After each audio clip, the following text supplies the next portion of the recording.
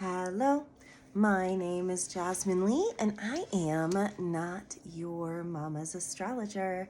Welcome to the week. This is one of those big talk weeks. It's the one that astrologers have been talking about for a really long time, and I am always a little remiss to put weight on those things because I think astrology is what you make it.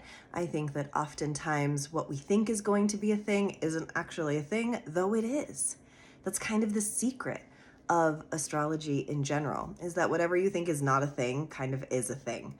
And whatever you think is a thing is kind of a diversion for another thing that's happening deeper under the surface. And I was having a chat with one of my lovely astrologer friends who was posing this question of, when there isn't a lot to see visibly in the world changing, because it just feels like more of this doom and gloom, more of this horror, more of this, that, the other, how do you know that it's happening? And especially when our astrologer is going to get a bad rap for highlighting this bit of astrology in a big way when nothing big happens. And it's a really good question because this is a week where the big is happening in the sky. And it poses the question, what is it mirroring down to us? Smallerness on Earth. And the question to me, or the answer to the question, is incredibly layered because there are times where we can see global change and times when we can see the world falling apart or falling inward or outward, and we can't always have language for it, nor do we have a visual for it, that there's so much more that lies under the surface. And as I'm sitting here in my smoky town where there's fires all around and the hills are hazy, which makes sunrises beautiful, by the way, lemonade out of lemons, I see it. I see it inside myself. That's where I go when I think, oh, all of this insight was promised by the astrology of the moment. All of these big changes were promised because of the astrology of the moment. And yet I'm so busy looking outwards for the thing that I'm missing the mark of what's going on inside, which is the main thing. So let's keep the main thing. And what I think is interesting is that I got this visualization of like a bored child, of a kid in summertime, say, which is what I am in the depths of right now, who says, I'm bored. I think that there are a lot of us who are so tired and so bored with the paradox that we're living in right now, that even amidst great change, we're bored. That even amidst all of this capable energy for shifting, we are so limited in how stuck we have been that we can't see that horizon. And I love this because as I'm speaking, it's like the sun is rising and my face is getting brighter on the screen and the sun is hitting my face if I just turn it this way or that. And then I think of perspective. I think of, where is my face turning in this evolutionary time? And I wonder if people in history knew that they were making history while they were making history. Probably not. And I think that with this big astrology this week, that we won't see the long-term ramifications of it until later. And so here's the inquiry, here's the homework, here's the vibe. If I tell you big energy is here to change you, to move you, to change the world, and you believed it and believed me, what would you be doing differently right now? Because personally, I've been exposed to a lot. Like, I was reading this book, Everything Was Beautiful and Nothing Hurt, and it was about death. And he would meet all of the people when it was time for them to die, and they would make all of these excuses. Well, I'll quit smoking now that I know you're serious, or, oh, I'll clean out the house now that I know you're serious. And it's like this long conversation around when is it important enough to pay attention? When is it, or the energy, big enough for us to notice? And that's how I feel about the astrology this week too. And then I also, what a time, you guys, to do a remake of the Odyssey. Because it's been done on the stage, it's been done, many times before. And honestly, my experience with the Odyssey has been at our Waldorf school. The 5th grade performs it often. And so I've seen 5th grade version of the Odyssey many, many times. And this was my first experience really getting to experience it through an adult lens, through a rated R perspective. And I really loved it for the time. It felt timely, because just as we say to death, well, now I'll fix it, now that I know you're serious, it's the same thing with human nature. What are we willing to fix before it's completely broken? Who does a sword answer to? The goodness in us, or the anger in us, or the violence in us? And I think we look to history to be the thing that is going to guide us. And I think that's where we're going wrong right now in the astrology. I think that looking to history to guide us is why we got ourselves in the situation that we're in right now. Why we are sitting in this very spot wondering, is anything going to look different? Is that sense of complacency that we've given to other people, to other powers, to governmental systems, to the world that doesn't feel like ours, when really the answer was inside of us all along. And I think what's sad and what is hard to admit or hard to take is that whatever is going on in the outside world is a reflection of us, is a reflection of me, and it is a reflection of you. And when we take the sense of who's right and who's wrong, and because we think we're right, we do things and say things and act in a way that is in keeping with the wrong side, just because we think we're right, well, then it makes us wrong too. And I think that that is human nature. I think that we fight for what we think is right, but in so doing become the same type of villain through the fight. And that what war can start out as one side being right, in war can become wrong. And I think that's the same for our bodies. When we start out wanting to do a good thing, when our intentions are right, when we just want this one thing and we work towards it, there are moments in our lives where we can become wrong by the choices we make to attain what our highest purpose is.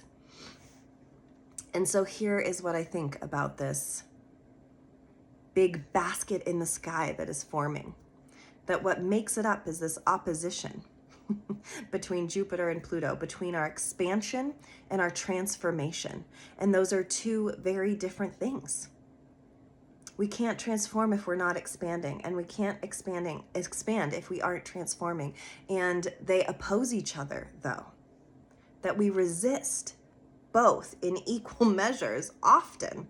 And that's why we get in these kinds of blow our tops situation, is when we stay frustrated for too long, or anger inside of us lives smoky for too long.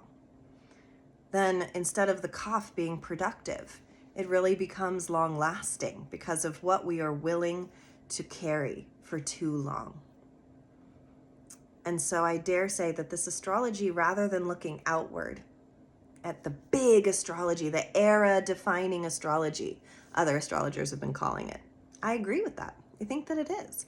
I think that it's crazy if you don't actually see it now because of modern technology, because of AI, because of the direction that we're choosing to go in is going to require more of our humanity. And so rather than looking at the era-changing astrology that's outside of us, I dare say to look at the era-changing astrology that's going on inside of you, because there is this opposition that is asking us to expand and transform. And if we're willing to do that, then what forms the rest of the basket, this basket that we've been talking about for weeks planetarily that's forming in the sky, is that there are trines and sextiles, which are very helpful, positive astrology to help us transform and expand.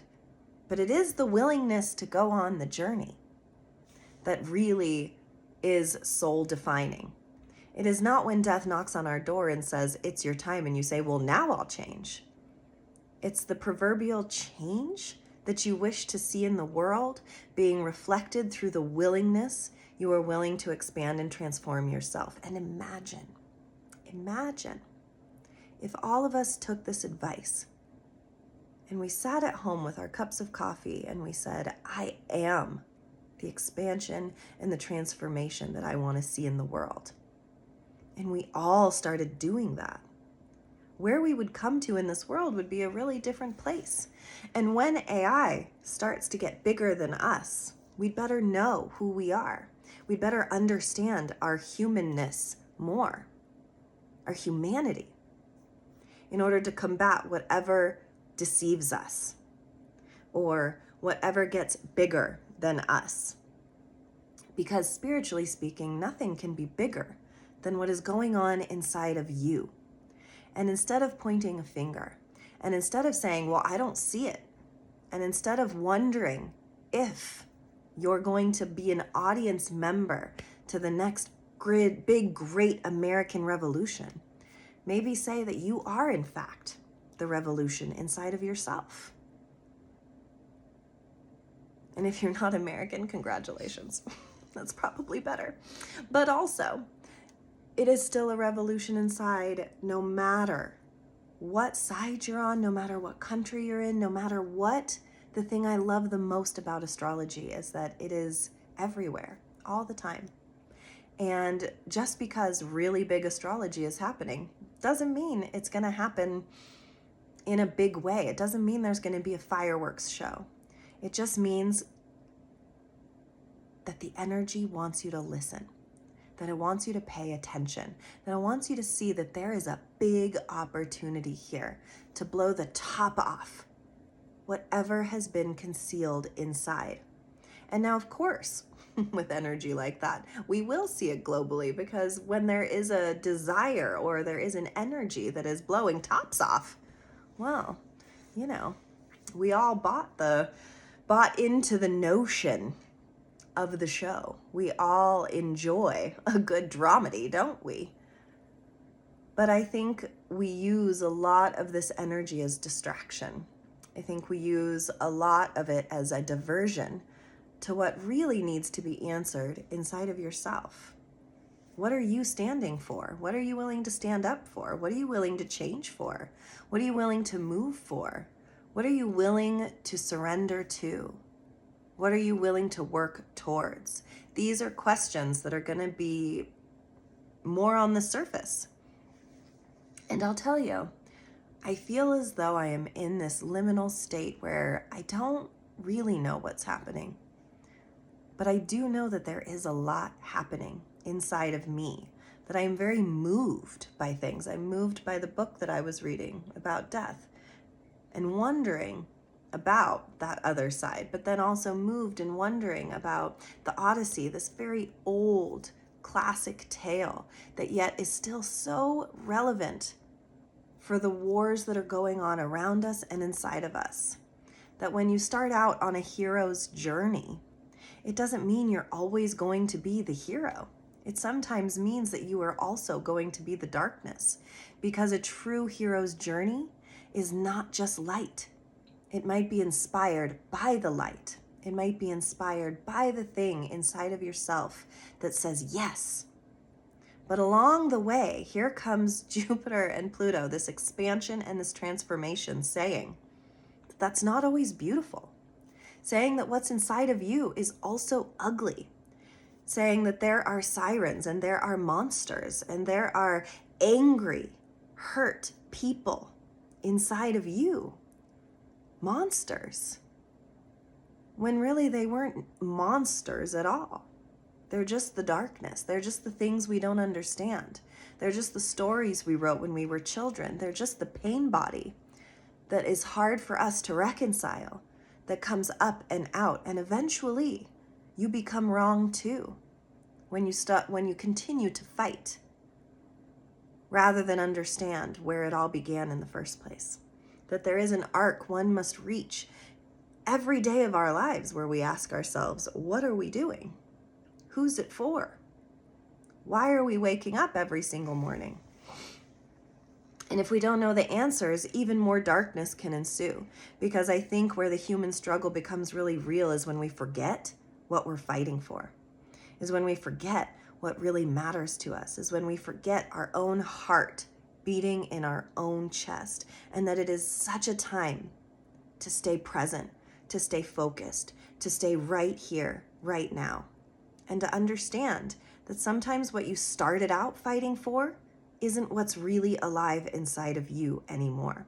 That in order to expand and transform, we have to also be willing to see the wrong inside of us, to see where we went wrong along the way, because that's how we make course corrections. That's how we make adjustments. That's how we start to take shape here. And with this beautiful astrological moment, it is shaped like a bowl. The opposition is what forms the lip. And what are you putting in your bowl right now? What around you are you paying attention to? Are you too much on social media? Are you too much in the right wing or the left wing or the wrong or the right of it all? Are you too lost in the minutia of what everyone else is doing when really here is this bowl and it's sitting in your lap and you're choosing to let other people fill it with what it is you think you need to co-create inside of you? And this isn't a lesson in disconnecting. In fact, I'd say it's quite the opposite, that one can connect deeper and truer when you understand yourself. What is that thing they say? You can only meet someone else as deeply as you've met yourself. And so this mixing bowl is this opportunity to meet yourself in a way that is so different, because you have so much astrological pull in the sky saying, look at it. Look at what you put into your day every single day. Is it bitterness? Is it sore ankles? Is it anger? Is it joy? Is it desire? And how are you mixing that? Because what I really love is that we have so much ability to heal. But I think we resist it, because if we don't have something that hurts, then sometimes we don't understand anything at all. That they say when something's hurting and you make some other part of your body hurt too, it takes your mind off the bigger hurt for a moment. And so I'm wondering out there in the great cosmos, what is the bigger hurt inside of you, inside of us, inside of we, that we are on purpose pushing into other areas of our heart in order to forget? And so much of our history is about forgetting to then repeat it. And this movie really touched me, because it is the notion of when I started out good, I, along the way, became just as bad. And I think the acknowledgement that we all have everything inside of us all the time is what really matters right now. Is that the astrological wheel, the entirety of it, exists in each and every body. It's just where it gets activated in us is what creates the birth chart. And things are taking shape. And there's going to be this beautiful moon next week that's going to create a handle to the bowl so that we can carry it somewhere, so that we can move that energy to other places. And I think that that is really powerful. And so we begin the week with this opposition, starting this bowl, this Leo and Aquarius, ego and community. And how do we bring them together? How do we understand that what is darkness outside is really a reflection of all of us on the inside too? It takes a lot of leadership to understand that. And when all of these outer planets reach a 4-degree point all together, It's saying, take a glimpse into the truth of it. Take a glimpse into the truth of the world, and you'll see that it is just one big reflection. And what do you want to do about that? And let's break this bowl down into smaller bits then. So Monday, Jupiter is going to trine Neptune, while it is also opposing Pluto. And so our dreams are really going to be bubbling to the surface at the beginning of this week. And there is the question of what you're willing to transform it into. And that's where we can really kind of hit a few stuck points. Because when we're dealing with something that isn't in our physical body, in our hands, and we can't see it, then can we actually believe in it?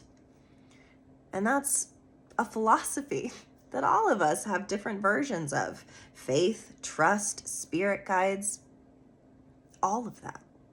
So can you have trust in what your deepest soul is trying to cultivate right now? Because I find myself stumbling on my words during this podcast because of the magnitude of the depths of which we are capable of going this week. And there's fear inside of me too, of wondering, what is my darkness? What is the thing that is holding me back, that is really me, chaining myself to my own preconceived notions, to my own hurts, to my own insecurities, to my own feeling that I am not even recognized to myself? And so that's pretty liminal. I mean, it's not solid. It's not something I can form into a ball of clay, into the manifestation of what I am working on, because I don't know it. I don't have form to it yet. But that's right. We just have this big ball of clay this week, and it's wet and it's dropped onto our table. And now I'm inviting you to put your hands on your clay. And I'm not asking you to know what shape it needs to be, or even what shape you want it to be, because maybe you don't even know that yet. I'm just asking you to put your hands on it and understand that whatever you create is a creation of you, from the inside of you to the outside. It's proverbial clay, but you get the picture. And then Tuesday, Jupiter is going to trine Uranus. Uranus is the planet of really big change, and Jupiter expands really big change. So now we've mushed the clay down and we're starting to form it into something. And I think this is where the excitement or the electricity can really come in of, I'm about to make something. I want to create. And I go back to that feeling of boredom in children. When children are in summer vacation and they get bored, that is when something really profoundly powerful happens. And I'll tell you, I think we are a bored society. I think we watch these 30-second YouTube videos, these YouTube shorts. I think that our attention span is lower. I think that we're feeding ourselves garbage every day because we are bored. And I invite you to just take the salves away for a minute. Rip off the Band-Aids. Put down the phone. Put down the things that are distracting you and sit in your boredom for a moment. Because I think the thing about greatness and our potential to be that is how we approach it. And then I think of the sword and the stone. How only one person can get that stone, or can get the sword out of the stone. And really, it is the most humble of the people, the most unexpected, the one that comes to it without putting intention into it before it is even acquired. That is really starting something. When we can come to our lives humbly and say, I don't know, but I am wanting. Yes, I am wanting this change. And so that's Jupiter sextiling Uranus. Yes, I want this change. I want this clay that was given to me, even if I don't know what to do with it, even if I'm so bored with the non-shapeness of it, that it isn't anything but something right in front of me that I don't know what to do with. And then you give it a little bit of time. And Uranus comes and starts giving you ideas of the shape of yourself. And then Wednesday, we enter Leo season. We are out of Cancer season and moving into this Leo paradigm that is about leadership, that is about stepping forward, that is about taking claim to the world, to your world. And in so doing, you are taking claim to the world at large, because we are all part of this. It's leadership.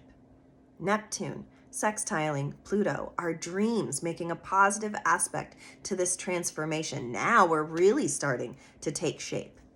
It's era defining. And rather than thinking about what's going on in the outside, what is era defining inside of you? A lot of the men didn't always believe in Odysseus. They always wanted to do it their own way. The humanness of us to think that if we take control, then we will get it more right. Or if we then give someone else the control, that then whatever happens is their fault and not our fault. These are the two paradigms we're working with here. Don't let someone else shape your clay. Don't let someone else get their hands on it before you know what you're wanting it to be. And then Thursday, Mercury goes direct. It's been retrograde. We've been so thoughtful about the past. Things have been coming up inside of us that we can't quite contemplate or define because of our inner childness that needs the healing. The bored child that's saying, you never paid attention to me in this way.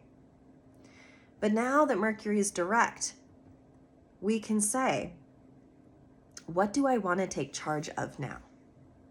I saw what I was doing that wasn't working. I see what has been hurting that hasn't been healing. And how do we work towards a center? Not being too far left, not being too far right, not always saying I'm right and not always saying I'm wrong. How do we find the center? There is a gem here in that. There is a gem that we can find, a reconnection, a re-engagement that is teaching us right now where our folly was. And it's just a glimmer. We're going to make more mistakes. We're going to have more folly. That's part of being human. But I think the bigness of this astrology says it is time to absolutely do it differently. And what does different look like to you? What is the rhythm that is asking to be disrupted? And then Sunday, Saturn goes retrograde. And so it'll be this new review of the lessons that we were learning, have been learning, and continue to learn, while at the same time the nodes of fate change. We had been working in the Virgo and Pisces axis, the daily life and ritual and the spiritual, and now we're going to be working in the Leo Aquarius. So we began the week with this opposition between Leo and Aquarius. And now we're ending the week with the nodes changing to activate this Leo Aquarius feeling. And you know, Aquarius rules technology, it rules communities, it rules astrology, it rules this bigger picture thinking. Whereas Leo brings it down to earth and gives us an ego body that says, I am willing to go on this hero's journey. Leo very much is in the sun of that journey.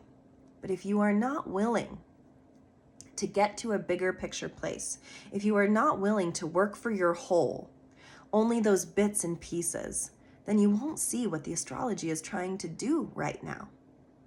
It's asking you to find the patterns, the plot twists in your life to understand where the next pivot is. We've been doing a lot of review over these weeks, and now I like to think of this basket as something incredibly positive. Because I think when we think of an era-defining moment, or when we think of a generation changing, or when we think of everything changing, I think our mind, unfortunately, tends to go to really the negative places, to really the dark places, to the bad things that can happen. And listen, history has shown us that surely bad things can happen, and that is true. But nothing can take shape unless you start molding it in the first place. And you have to be willing to make those mistakes. And you have to be willing to repeat history a little bit to maybe understand it better, because we can conceptualize World War II. We can conceptualize the horrors, but we can't know them unless we get close to them. Unless we understand that everything that the Nazis were capable of doing, we inside of ourselves are capable of doing if we are given the right set of circumstances that tell us we are the most right. So I want us to get humble. I want us to be the person that when we pull the sword, our intention isn't to use it to hurt, but rather to help us understand what a quest really is to begin with, which is a journey which is imperfect, which is a notion that if we just start, that we'll get somewhere. And that it is in the taking absolute accountability for where you are at in your journey, where you're at in the pulling of this sword against this stone, where you're at in the deep seas of adventure, that is an indication of where you need to go next. But if we are so disenchanted, if we are so unawake, if we are so plugged into technology, if we are so plugged into the government right now, if we are so plugged into the cause, whatever your cause is, then maybe I want to invite you to think about it as a diversion, keeping you looking in the wrong direction. Because there is no direction more important than what is inside, that inner compass, that North Star, that is saying there is great progress that can be made here when we do the work, when we look at our own darkness, when we make ourselves both the hero and the villain, when we know that all of it lives inside of us and that what is playing out on a grander scale is a reflection of each and every one of us because we created it. We made it. And even if you say, not me, I recycle.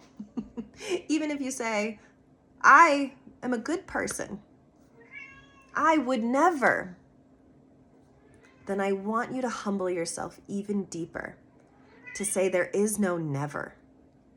There is no life that is predicted through what you say you would never do. Because when death comes knocking, or when tragedy is near us, or when grief engulfs us, there's not a lot of never that enters that picture.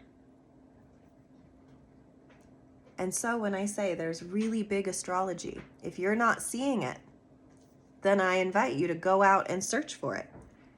And not out there. It's a circus out there. It's a circus because there's so many of us busy looking for it out there. It's in here. It's right where your heart's beating. It's right where your frustration is living and your hurt and your pain and your joy and your love. It's right there. But sometimes we can mistake our hero's quest for something that it isn't, which is right or wrong. And the card I pulled is the never-ending story. Oh boy, that just makes me think of the movie with Atreyu, eh? Where he didn't know what mission he was going on. He didn't even know what he was supposed to be looking for. He just got sent out into the great nothing to try to find something. And maybe that's what we're all doing right now, going out into this great nothing, going out into these smoky days where fire is ravaging the mountains around me and thinking, there will be water, and it will put it out eventually. How do I cope with the smoke? Thank you so much for listening.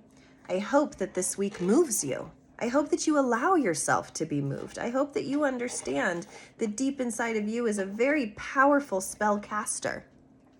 And that if you pay attention to the spells that you're casting, you'll start to see more so why you are where you are right this very moment. Thank you for listening, and I will see you next week.